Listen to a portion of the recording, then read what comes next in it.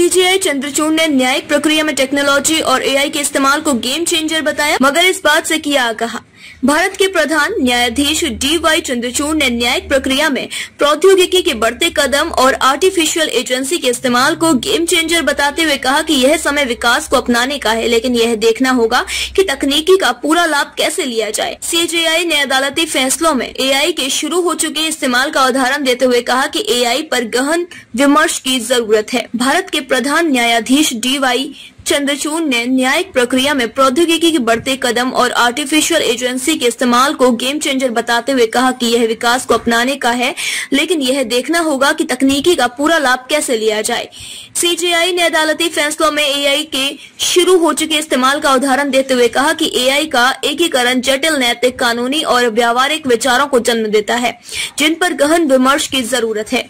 उन्होंने न्यायिक क्षेत्र में AI के इस्तेमाल में खतरे की गुंजाइश के प्रति आगाह करते हुए कहा कि अदालती निर्णय में AI का प्रयोग अवसर और चुनौतियां दोनों प्रस्तुत करता है। इस पर सूक्ष्मता से विचार करने की आवश्यकता है, लेकिन CJI ने इसके साथ ही भारतीय न्यायपालिका में कंप्यूटरीकरण और तेजी से बढ़ते तकनीक के इस्तेमाल की सराहना की और बताया कि कैसे यह न्याय को सुगम बना रहा है। प्रधान न्यायाधीश ने ये बातें शनिवार को न्यायपालिका में तकनीकी और आर्टिफिशियल इंटेलिजेंस के इस्तेमाल पर 2 दिवसीय भारत सिंगापुर न्यायिक सम्मेलन के उद्घाटन संबोधन में कही। इस मौके पर भारत के सुप्रीम कोर्ट और हाई कोर्ट के न्यायाधीशों के अलावा सिंगापुर के चीफ जस्टिस सुंदरेश मेनन भी मौजूद थे। चीफ जस्टिस चंद्रचूड़ ने कहा कि कानूनी क्षेत्र में लीगल रिसर्च में AI एक गेम चेंजर की तरह उभरा है। ये कानूनी पेशे से जुड़े लोगों को दक्षता और सटीकता के साथ सशक्त बनाता है।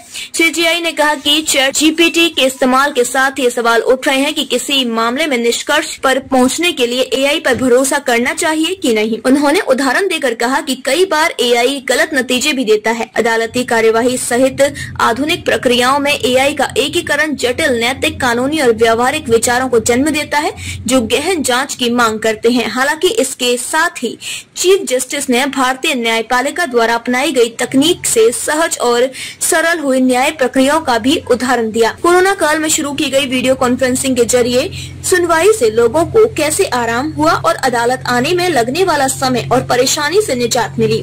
उन्होंने कहा कि भारत एक जीवंत पारिस्थितिकी तंत्र और समृद्ध कानूनी विरासत का दावा करता है।